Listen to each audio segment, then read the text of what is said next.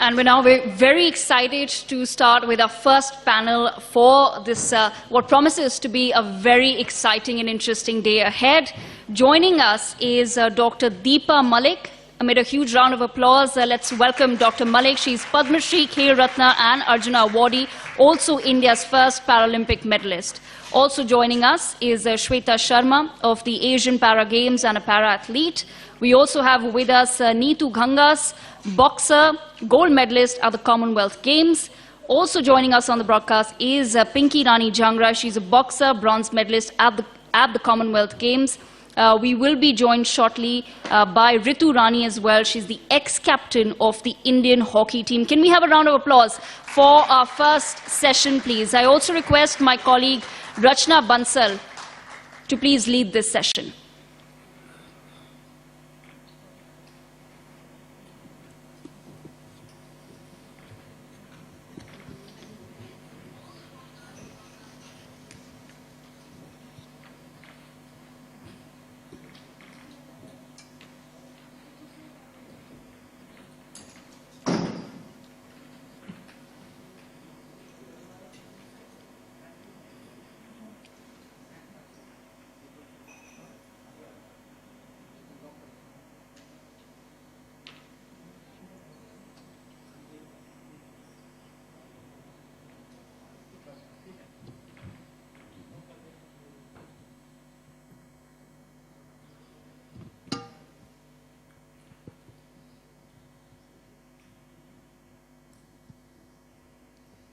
Rachna, over to you. Thanks, Sudha. Thanks, Devika. आप सभी का बहुत बहुत स्वागत है हमारे पैनल पर और आप खास दिन आए, खास टाइम निकाल कर आए, आपका बहुत बहुत शुक्रिया। आप सभी किसी पहचान के मोहताज नहीं है, जैसे कि उदय और देविका ने आपको इंट्रोड्यूस कराया। तो जो ऑडियंस हमारे साथ मौजूद है वो आप सभी का सफर बहुत बारीकी से जानना चाहेगी और आप ही से मैं शुरुआत करूंगी। दीपा जी, आपने बहुत से चैलेंजेस फेस किए हैं, आज तो आप जाना पहचाना नाम है। 30 साल की उम्र, 3 सर्जरी से आप गुजरी, शरीर में कमर के नीचे का हिस्सा एकदम सुन्न है, बेजान है, लेकिन हौसलों में बहुत उड़ान है, हौसले बहुत मजबूत हैं, कैसे? एक बहुत इंटरेस्टिंग बात है रत्ना जी, लेकिन आपके सवाल का जवाब देने से पहले मैं जरूर एक धन्यवाद देना चाहूंगी ITV नेटवर्क का और आदरणीय ऐश्वर्या मैम का, शक्ति मैम का। तो इतना बढ़िया इनिशिएटिव आपने जो शुरू किया है और महिलाओं को महिला की शक्ति बनने का जो एक अवसर आपने दिया है, यही मेरे को लगता है सबसे ज्यादा जरूरी है। और शायद आज मैं इस मंच पर बैठी हूं क्योंकि कुछ महिलाएं थीं जो मेरे साथ एकदम खड़ी रहीं। They became the wind beneath my wings and that is what we want. आपने कहा कि छाती का निचला हिस्सा सुन्न होने के बाद कहां से आया हौसला। उसी वर्ष मैंने एक ब्यूटी कॉन्टेस्ट जीता था 1998-99 में। हमारे नेवी क्वीन का एक कंपटीशन था ऊटी में। मैं 2 बच्चों की मां थी और बहुत young models, young newly married girls भी उसमें थी, लेकिन फिर भी वो मैंने क्राउन जब जीता तो मुझे उम्मीद नहीं थी कि मैं ये क्राउन जीतूंगी या ऐसा कुछ। और तब तक मेरे पाँव में हल्की कमजोरी शुरू हो गई थी और मैं पैर लचका के चलती थी। तो जब मुझे मंच पे ये पूछा गया कि आप पाँव लचका के चल रही हैं और फिर भी एक ब्यूटी कॉन्टेस्ट में आई हैं, तो मैंने एक ही जवाब दिया कि कोई भी मेडिकल प्रॉब्लम मुझे खूबसूरत महसूस होने से नहीं रोक सकती। और उस जवाब ने मेरे को बहुत अच्छे अंक दिए और मैंने वो जीता। कहने का अर्थ ये है कि जब मैंने खूबसूरती का खिताब जीता तो मुझे कहा गया कि खूबसूरती से ज्यादा आपके आत्मविश्वास को ये अवार्ड मिला है। और अक्सर हम देखते हैं कि ब्यूटी कॉन्टेस्ट में भी जो नंबर होते हैं वो आपके कॉन्फिडेंस, प्रेजेंटेशन, आपकी जर्नल नॉलेज, आपका वे ऑफ प्रेजेंटेशन, आपकी बॉडी लैंग्वेज को दिया जाता है। फिर जब मैं पैरालाइज हो जाती हूं और मैं एक कुर्सी पे आ जाती हूं तो फिर क्यों नहीं मुझे मेरे आत्मविश्वास, मेरे नॉलेज, मेरी एजुकेशन के लिए सराहा जाता है? क्यों मैं मात्र एक शरीर बनकर रह जाती हूं जिसको ताउम्र का बोझा समझ लिया जाता है, ताउम्र का लाइबिलिटी समझ लिया जाता है कि अब इस महिला की जिंदगी अंत हो चुकी है क्योंकि ये एक लकवाग्रस्त शरीर में व्हीलचेयर पे बैठी है। आई थिंक ये जो नकारात्मक सोच थी मेरे शरीर के प्रति, मेरे जिंदा होने के प्रति, कि ये ऐसे शरीर में जीने की बजाय जहां पे इसको ब्लैडर और बाउल की शक्ति नहीं है, इसको तो गुजर जाना चाहिए था, तो वो ज्यादा अच्छा रहता। तो वो मेरी प्रेरणा बनी। वो जो मानसिकता थी लोगों की एक अपंगता के प्रति, एक महिला के अपंग होकर जीवन जीने के प्रति, तो वहां से वो शक्ति, वो प्रेरणा मिली, क्योंकि मुझे उस सोच को बदलना था, मुझे अपने अंदर की दीपा को ढूंढना था और मुझे फिर पुनः अपना जीवन एक आत्मविश्वास और एक सेल्फ रिस्पेक्ट, सेल्फ एस्टीम के साथ जीना था। और आपका ये आत्मविश्वास आज यहाँ मौजूद महिलाओं को भी आत्मविश्वास दे रहा है और प्रेरणा दे रहा है। और मैं उम्मीद करती हूँ जो जो व्यूअर्स हमारे साथ जुड़े हुए होंगे इंडिया न्यूज के जरिए, उन्हें भी आप इंस्पिरेशन दे रही होंगी। श्वेता जी, आपकी जर्नी भी बहुत ज्यादा संघर्ष वाली रही है। लोग तो महीनों सालों प्रैक्टिस करते हैं तब जाकर कुछ करके दिखाते हैं, मेडल्स लाते हैं, बट आपकी जर्नी कुछ अलग सी है। आपने YouTube देखा, कुछ महीने की प्रैक्टिस की, लेकिन फिर जो मेडल्स की बरसात हुई वो तो हैरान करने वाली है। जी बिल्कुल, क्योंकि कहते हैं ना, संघर्ष के बाद ही सफलता मिलती है कहीं ना कहीं। तो मेरा भी संघर्ष बहुत बड़ा था, क्योंकि जब मेरी ये स्पोर्ट्स जर्नी स्टार्ट हुई थी, उस टाइम एक तलाकशुदा का टैग मेरे ऊपर लग चुका था।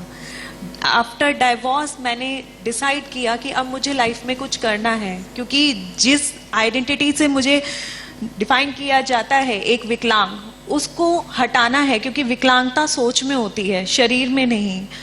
जैसा कि अभी हमारी मैम ने कहा कि हौसले उड़ने के लिए होते हैं, हमें कैद करने के लिए नहीं।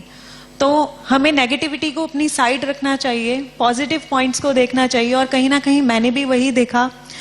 एक दूसरे को देख के हम सभी पैरा एथलीट कहीं ना कहीं एक दूसरे को देख के इंस्पायर होते हैं। वही मेरी जर्नी रही, क्योंकि जब 2 बच्चों की जिम्मेदारी लेके मैं अपने माता पिता के घर आई, उस समय मेरे पास नौकरी नहीं थी और कोई ऐसा फंड भी नहीं था कि मैं कुछ शुरुआत कर पाऊं। तो बस 2 जिम्मेदारियां लेके माँ बाप के घर लौट आई थी। हमेशा तनाव में रहती थी। एक दिन रोते रोते ख्याल आया, बहुत रो चुकी, अब शायद कुछ करने का टाइम आ गया, क्योंकि रो के तो कुछ हासिल हुआ नहीं, क्यों ना कुछ करके देख लिया जाए। बस मेरे पास समय बहुत कम था अपने आप को साबित करने के लिए, क्योंकि लोग मुझे आइडेंटिफाई करते थे एक तलाकशुदा, 2 बच्चों की माँ, विकलांग, नौकरी नहीं है, पैसा नहीं है। तो ये सारे टैग मेरे साथ चल रहे थे उस समय पे। पर कहते हैं ना, भगवान को कुछ और ही मंजूर था। जब मेरे जीवन में सब कुछ खत्म हो गया था, तब एक किरण जागी और मैंने खेल की शुरुआत की। और उस समय पे मेरे पास इतना फंड नहीं था, ट्रेनिंग नहीं थी, कोचेस नहीं थे। उस दौरान मेरी दीपा मलिक मैम से मुलाकात हुई, 2016 की बात है। तो इन्होंने कहीं ना कहीं वो दर्द और वो ताकत मेरे अंदर देखी। शायद उस समय अगर ये नहीं देखती, एक महिला, यही सबसे एक पॉजिटिव पॉइंट है, एक महिला ने ही एक महिला का दर्द देखा और हिम्मत भी देखी, क्योंकि पता था कि 2 बच्चों की माँ है, अब जुनून तो है इसके अंदर, जरूरत भी है, तो शायद कर दिखाएगी। और मेरे लिए ये सबसे बड़ा सौभाग्य था। नहीं तो मैं कोई नौकरी भी कर सकती थी 15-20 हजार की, पर मैं इसे अपना बहुत बड़ा सौभाग्य मानती हूँ कि मुझे देश का तिरंगा लहराने का अवसर मिला और देश का नाम रोशन करने का मौका मिला। क्योंकि शायद आज मैं इस कुर्सी पे बैठ के जो कर सकती हूँ, शायद मैं सही होती तब मैं ये ना सोच पाती, सिर्फ एक महिला की तरह अपनी गृहस्थी चला रही होती। पर कहते हैं ना, ठोकर खा के ही इंसान जागता है, तो वही मेरे साथ हुआ। उस समय मैम भी बहुत बिजी थी, क्योंकि रियो आ रहा था। उस टाइम मुझे कोई गाइडेंस देने वाला नहीं था, तो मैम ने कहा मेरे पास एक कुर्सी पड़ी है, तुम वो ले जाओ और कुछ ना कुछ यूट्यूब पे देखो, शायद वहां से कुछ मिल जाए। तो कुछ दोस्तों ने मुझे यूट्यूब पे देख के ट्रेनिंग दी। मैं शॉर्टपुट गलत रखती थी, तो वो मुझे बताते थे किस तरह से तुमने रखना है, कैसे थ्रो करना है। मुझे छोटे छोटे बच्चे मेरे मैदान में मुझे उठा के देते थे, मम्मी अब और आगे मारना है। तो बस वहीं से हिम्मत आई। और मैं जब 2.5 महीने बाद यूट्यूब पे देख के ट्रेनिंग लेके नेशनल में पहुंची अपने, तो वहां पे मेरा पहला गोल्ड मेडल था। और बस वहीं से मेरी पीठ थपथपा दी मैम ने, और मुझे लगा शायद मैंने कर दिखाया, क्योंकि तब तक अनाउंसमेंट नहीं हुई थी गोल्ड मेडल है। बस यहीं से मेरी बहुत सफर अच्छी की आपकी शुरुआत जर्नी हुई। रही है, आप इसी तरीके से आगे बढ़ते रहें। आपकी प्रेरणा बनी दीपा मैम, आप अब ऐसे ही और बाकी महिलाओं, बाकी लड़कियों के लिए प्रेरणा बन रही हैं। पिंकी रानी जांगड़ा भी हमारे साथ हैं। आपने कॉमनवेल्थ में ब्रॉन्ज जीता है, आपने नेशनल गेम्स में गोल्ड जीता है, आपको बॉक्सिंग में जाइंट किलर कहा जाता है, लेकिन जाइंट हालांकि आप बॉडी से कहीं से दिखती नहीं है, लेकिन ये सब जज्बा आया कहाँ से, कैसे किया? First of all thank you so much. और आज मेरा सौभाग्य मानूंगी कि मैं इतने बड़े डिग्निटीज के साथ बैठी हूँ, और इनसे ज़्यादा इंस्पायर करने वाला लाइफ में कोई नहीं हो सकता, स्पेशली फॉर वीमेंस के लिए। और जहाँ आपने कहा कि मुझे जायंट किलर के नाम से जाना गया, वो भी एक मेरी लाइफ का यू कैन से कि स्पोर्ट्स में टर्निंग पॉइंट कह सकते हैं। हर एक स्पोर्ट्स पर्सन का सपना होता है कि जब वो कोई भी स्पोर्ट्स खेलता है तो वो ओलंपिक लेवल पे अपने देश का नाम रोशन करे, और कोई ना कोई हर एक स्पोर्ट्स पर्सन का आइडल रहता है। सो मेरी आइडल MC मैरी कॉम जी रही, और ये नाम भी मैं कहूँगी उन्हीं की वजह से मिला जब मैंने उनको डिफीट किया।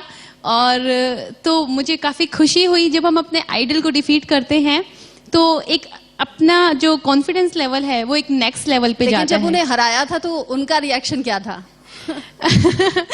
ऑब्वियसली एक 5 बार वर्ल्ड चैंपियन और ओलंपिक चैंपियन को हराना इतना आसान नहीं है, बहुत मुश्किल था। वो इंडिया की नहीं पूरे वर्ल्ड की चैंपियन रही हैं, रोल मॉडल रही हैं।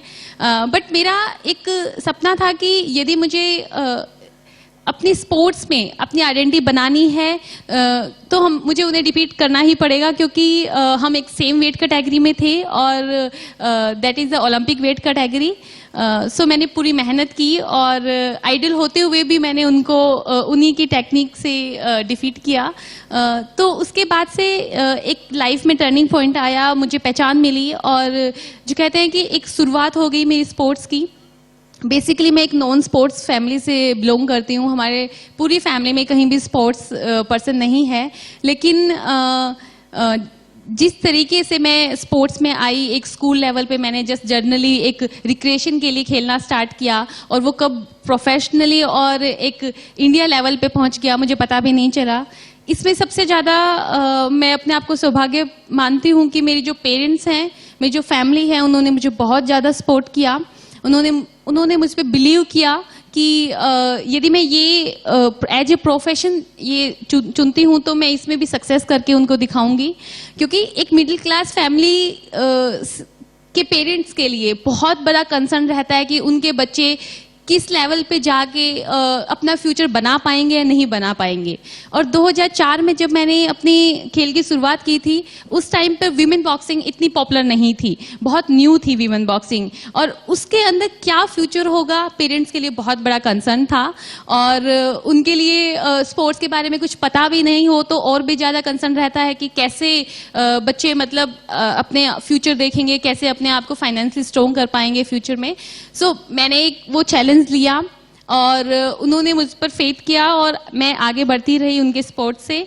बैक टू बैक मैंने अपनी इतनी कड़ी मेहनत की कि वो बिल्कुल एक दिन रंग लाई, और मैंने देश का नाम रोशन किया। और आगे भी आपकी मेहनत इसी तरीके से रंग लाती रहे, हम उम्मीद करते हैं, और हमारी बेस्ट विशेस भी आपके साथ हैं। और आपने दिखा दिया कि हरियाणा की छोरी में दम तो है, और हरियाणा की छोरी नीतू भी है।